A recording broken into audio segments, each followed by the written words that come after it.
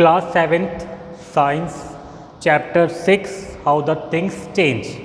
जैसे आपका टॉपिक का चैप्टर का नेम है हाउ थिंग्स चेंज, कि कोई भी आपके ऑब्जेक्ट है या थिंग्स है वो कैसे चेंज होती है। हम नेचर की बात करें तो नेचर में डिफरेंट आपके चेंज होते रहते हैं। कुछ नेचुरल होते हैं, कुछ आपके मैन मेड्स होते हैं। जैसे आप ट्री लीजिए, ट्री लिया, ट्री को आपने प्लांट लगाया, सीड्स लिया, सीड को आपने जर्मिनेशन किया, उसके सीड से आपका प्लांट डेवलप हुआ, वो आपका प्लांट आपका ट्री में कन्वर्ट हुआ और ट्री को हमने फिर कट करके फर्नीचर वगैरह बना दिया। ठीक है, तो ये इसमें आपके दो टाइप के चेंज हो रहे हैं। एक तो चेंज नेचुरल है और एक चेंज आपका मैन मेड है। नेचुरल चेंज, नेचर ने सीड्स को प्लांट और प्लांट को आपको ट्री में कन्वर्ट कर दिया, ये कॉल्ड था नेचुरल, ये नेचुरल है। ह्यूमन क्या था इसमें, हमने उस ट्री से फर्नीचर को में कन्वर्ट कर डाला। ठीक है, ये था आपका मैन मेड थिंग्स। तो कुछ आपके मैन मेड डिजास्टर होते हैं, कुछ नेचुरल डिजास्टर्स होते हैं। तो कोई भी नेचर में कोई भी चेंज हो रहा है तो हो सकता है कि वो चेंज मैन मेड भी हो सकता है, वो चेंज आपका नेचुरल भी हो सकता है। तो कुछ हार्मफुल होते हैं और कुछ आपके बेनिफिशियल्स होते हैं। तो हम यहाँ पे डिस्कस करेंगे कि इस नेचर में जो चेंज है वो आखिरकार कैसे पॉसिबल होता है। ठीक है, तो सबसे पहले हम बात करेंगे, जो सबसे पहला पॉइंट्स होगा physical change.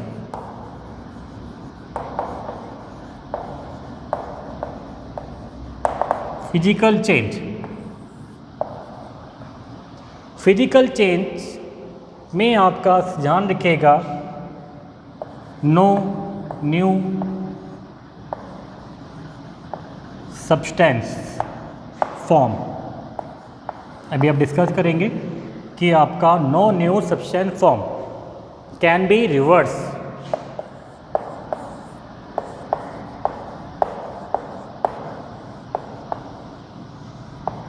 Reverse by itself. ठीक है, या अदर, जो आपका रिवर्स हो सकता है वो अपने खुद के से भी हो सकता है और रिवर्स भी हम कर सकते हैं, और कैन बी रिवर्स। ठीक है, तो ये दो पॉइंट याद रखिएगा कि नो न्यू सब्सटेंस फॉर्म और can be reverse by itself या कैन बी रिवर्स। वाटर है, वाटर, वाटर इस समय आपका लिक्विड फॉर्म में। ठीक है, वाटर आपका लिक्विड फॉर्म में, हमने टेम्परेचर को राइज करा और इसको हमने कन्वर्ट करा दिया किसमें, आपका वेपर में। ठीक है, हमने इसको क्या किया, हीट बॉइलिंग करी और हमने इसको लिक्विड को वेपर में कन्वर्ट करा दिया। फिर वेपर को हमने लिक्विड में कन्वर्ट कराया, वेपर लिक्विड में कन्वर्ट हो गया बाय द कंडेंसेशन से। कंडेंसेशन प्रोसेस से आपका वेपर आपका लिक्विड में कन्वर्ट हो गया। अब हम लिक्विड को आइस में कन्वर्ट करा सकते हैं बाय द फ्रीजिंग।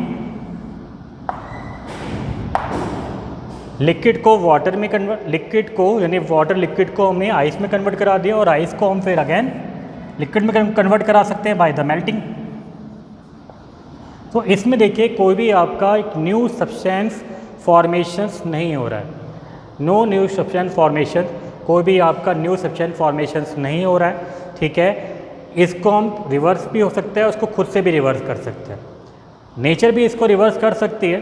ठीक है, और हम भी इसको रिवर्स कर सकते हैं। नेचर बाय द टेम्परेचर इसको रिवर्स करा सकती है। ठीक है, जो ग्लेशियर से ग्लेशियर मेल्ट होते हैं, ठीक है, और ग्लेशियर आइस के फॉर्म में दोबारा कन्वर्ट हो जाते हैं। ये नेचर है, ये मैनमेड भी हो सकता है। तो ये कॉन्सेप्ट है आपका फिजिकल चेंज का। तो जो भी चेंज हो रहा है, अगर उसके शेप साइज में कोई चेंज हो गया तो वो आपका फिजिकल चेंज कहलाएगा, क्योंकि कोई भी न्यू सब्सटेंस फॉर्मेशंस नहीं हुआ। ठीक है, कोई भी न्यू सब्सटेंस फॉर्मेशन नहीं हुआ। मान लीजिए ग्लास है, ठीक है, ग्लास पानी पिया आपने और ग्लास आपका ब्रेक हो गया। ठीक है, तो कोई भी ब्रेक होने के बाद भी हमारा कोई भी न्यू सब्सटेंस फॉर्मेशन नहीं हुआ। फिर बोलोगे कि इसको हम दोबारा से जो ग्लास में कन्वर्ट कर सकते हैं या नहीं? हाँ, कर सकते हैं। कैसे करेंगे?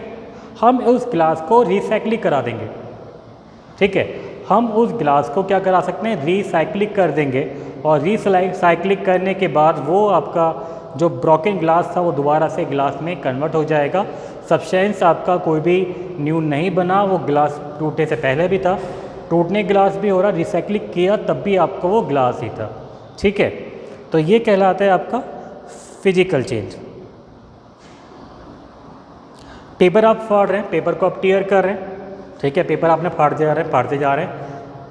फाड़ने पे भी पेपर आपका क्या हो रहा है? पेपर ही रह रहा है, कोई भी आपका न्यू सब्सटेंस फॉर्मेशंस नहीं हुआ। तो ये एग्जाम्पल किसका हो गया आपका? ये एग्जाम्पल हो गया आपका फिजिकल चेंज का। बात समझ में आ रही है? ठीक है, तो फिजिकल चेंज में आप याद रखिएगा 2 points. No new substance formation, कोई भी नया सब्सटेंस फॉर्मेशन नहीं होता है। Can be reverse by itself या कैन बी रिवर्स। ठीक है, हमको खुद भी रिवर्स कर सकते हैं और ये अपने आप भी रिवर्स हो सकता है। ठीक है, एक छोटा सा एग्जाम्पल अगर हम डिस्कस कर लेते हैं इसमें कि मैं काफ़ी चीज़ें कवर हो जाएंगी आपकी। ठीक है, हम सॉल्ट निकालते हैं कहाँ से? आपके सॉल्टी वाटर से या आपके सी से। ठीक है, तो होता क्या है, हमें सॉल्टी वाटर से सॉल्ट को अलग करना। ठीक है, सॉल्ट वाटर से सॉल्ट को अलग करना। तो हम क्या करेंगे?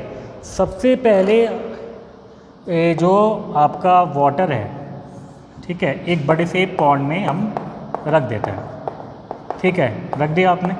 ठीक है, ये सारा सॉल्टी वाटर है और आप उसको 10-15 दिन के लिए छोड़ दिए। 10-15 दिन बाद जो आपका वाटर था, ठीक है, जो वाटर था आपका वो तो इवेपोरेट हो जाएगा। ठीक है, क्या बचेगा यहाँ पे? आपका केवल सॉल्ट बचेगा, और सॉल्ट में क्या होंगी? इम्प्योरिटीज होंगी। अभी आपके पास प्योर सॉल्ट नहीं आया, सॉल्ट बच गया है नीचे। ठीक है, यानी पानी उड़ गया, इसको बोलते हैं इवेपोरेट, इवेपोरेशन होना। ठीक है, इवेपोरेशन होना।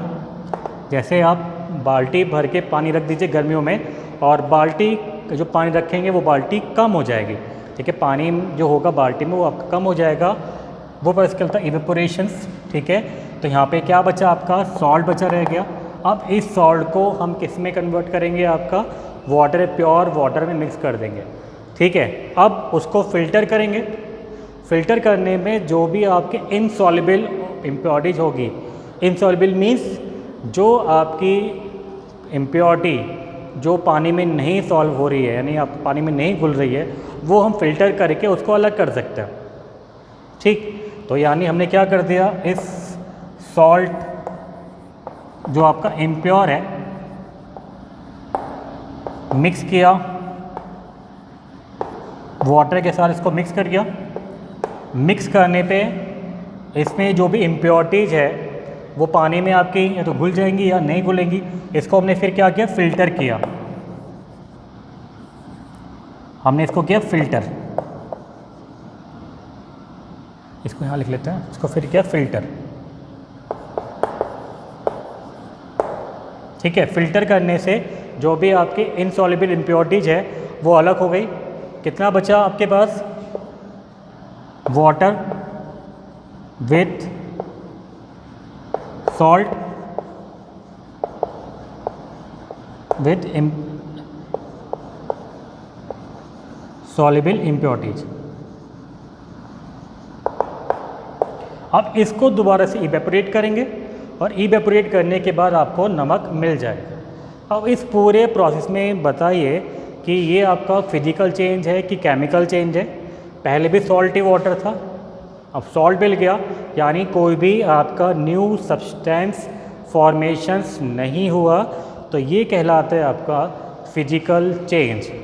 बस एक बात को पॉइंट बना लीजिए कि इसमें कोई भी आपका न्यू सब्सटेंस फॉर्मेशंस नहीं होता है। ठीक है, और इसको हम रिवर्स कर सकते हैं बाय इटसेल्फ। ठीक है, या फिर नेचर की हेल्प से। ये पॉइंट्स आपका फिजिकल चेंज का।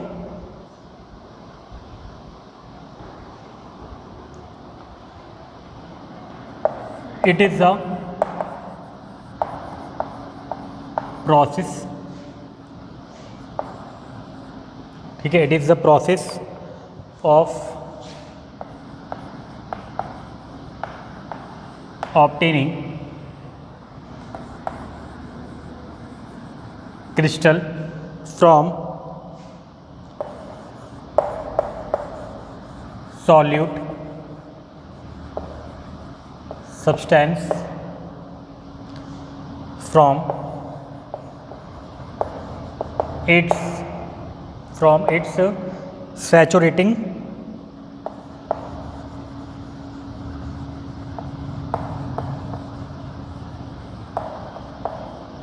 solution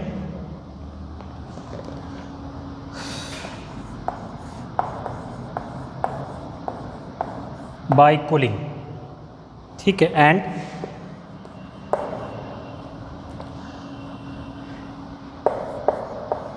evaporating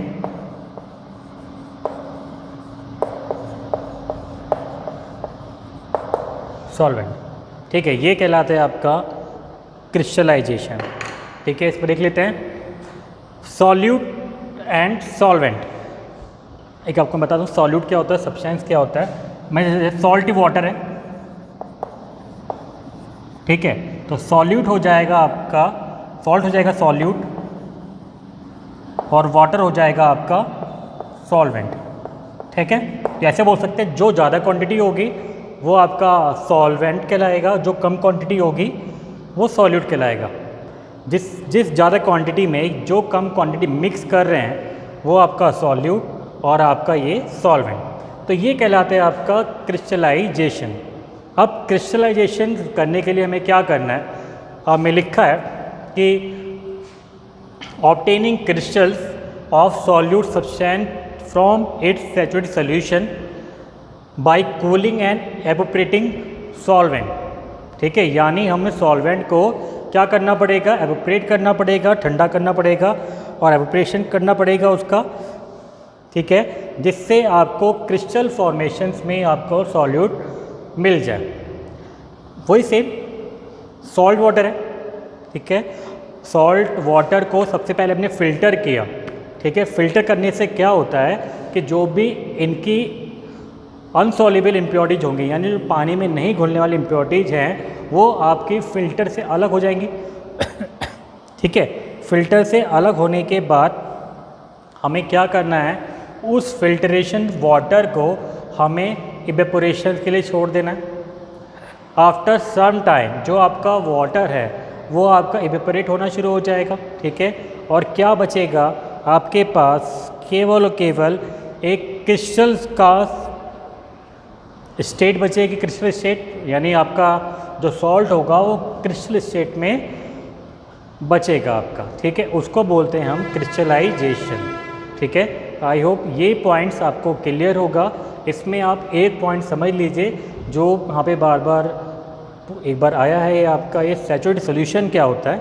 आई होप ये, आई थिंक आपको ये समझ में नहीं आया होगा। सैचुरेटेड सॉल्यूशन की बात कर लेते हैं।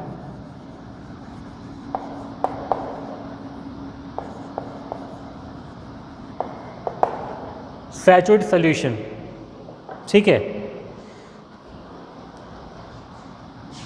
a solution which contain maximum amount of solute, ठीक है, a solution which contain maximum amount of solute that can dissolve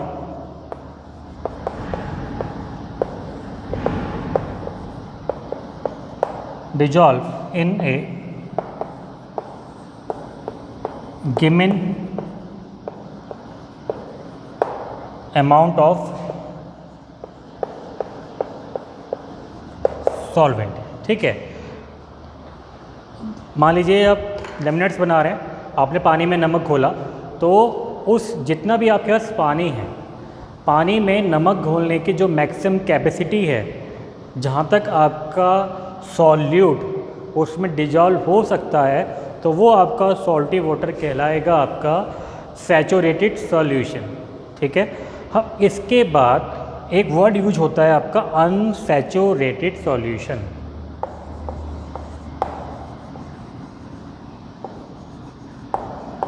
unsaturated solution, इसमें आपका मैक्सिमम यानी आपका जितना भी आपका सॉल्यूट है वो ऐड कर सकते हैं। ठीक है, यानी अभी तक आपके पास मैक्सिमम अमाउंट तक कोई भी सॉल्यूट मिक्स नहीं हुआ है आपके गिवन सॉल्वेंट में। ठीक है, तो कह सकते हैं कि contain less solute dissolve in A given amount of solvent. अभी तक हम उसमें सॉल्यूट और ऐड कर सकते हैं। ठीक है, जब तक वो आपका सैचुरेटेड सॉल्यूशन में ना कन्वर्ट हो जाए उसको बोला जाता है आपका अनसैचुरेटेड सॉल्यूशन। ठीक है, तो ये पॉइंट्स आपका क्रिस्टलाइजेशन का। ठीक है, ये पॉइंट्स आपका क्रिस्टलाइजेशन का, जिसमें अभी तक हमने पढ़ा था कि कैसे आपका कोई भी सॉल्वेंट, ठीक है, या सॉल्यूट या सॉल्यूशन क्रिस्टलाइज फॉर्मेशन में आ सकता है। ठीक है, नेक्स्ट वीडियो में हम नेक्स्ट टॉपिक की बात करेंगे। तब तक के लिए बाय बाय, टेक केयर।